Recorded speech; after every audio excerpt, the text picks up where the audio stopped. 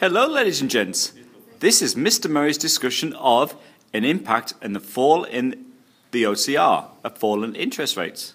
It's going to impact on consumption, investment, the New Zealand dollar, and therefore that will impact on both aggregate demand and aggregate supply. Let's have a closer look. A decrease in R, which I've used for interest rates, or a decrease in the OCR, will cause a decrease in consumption. An increase in consumption. This because households will spend less on their mortgage repayments and therefore have more discretionary income. Because households pay interest on their mortgage repayments, the interest rate's gone down, therefore they'll have more money to spend on other things. That's their discretionary income. Businesses will invest more. This is because they'll find it cheaper to borrow funds for investment. Businesses generally borrow the money they have to invest, though some will use retained earnings. But anyway, lower interest means it's more profitable for businesses to invest, so that therefore they will. These two will both cause an increase in aggregate demand. Meanwhile, because interest rates in New Zealand have gone down, this will increase the supply of the New Zealand dollar on the foreign currency market. This is because lower interest rates mean foreign investors find it less profitable to invest in New Zealand and will therefore invest elsewhere. So therefore they'll take their money out of New Zealand and put it into Australia or somewhere like that.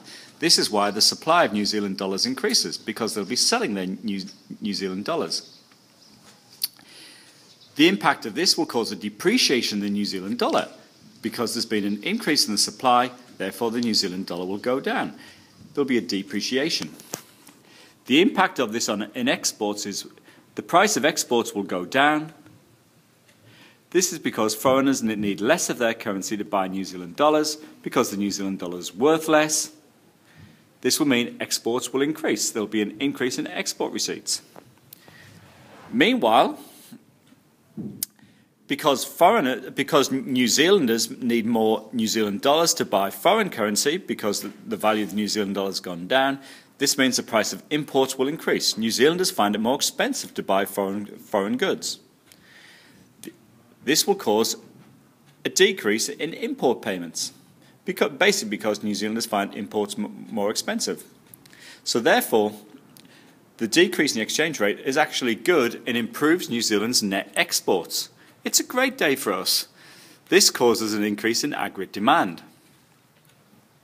One other impact is that the increase in the price of imports, remember, that's because New Zealanders need more New Zealand dollars to buy foreign currency.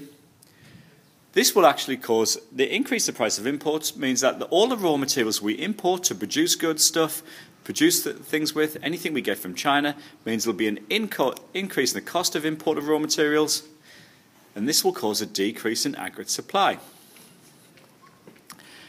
Therefore, the impact of a decrease in interest rates causes this aggregate demand supply curve.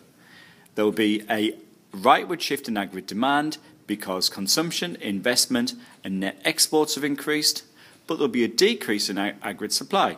This is because there's an increase in the cost of production for firms, and therefore aggregate supply shifts to the left. Generally, the increase in aggregate demand will be greater than the decrease in aggregate supply. This is because consumption, investment, and net exports are impacted.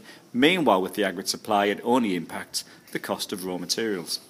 Okay, so that's the diagram you should have at the end. There it is. Decrease in interest rates impacts on consumption, investment. It also impacts on exports and imports. That shifts the aggregate demand curve, and the increase in the cost of raw materials will impact our aggregate supply, which causes a leftward shift in the aggregate supply curve. Thank you. It's been fun.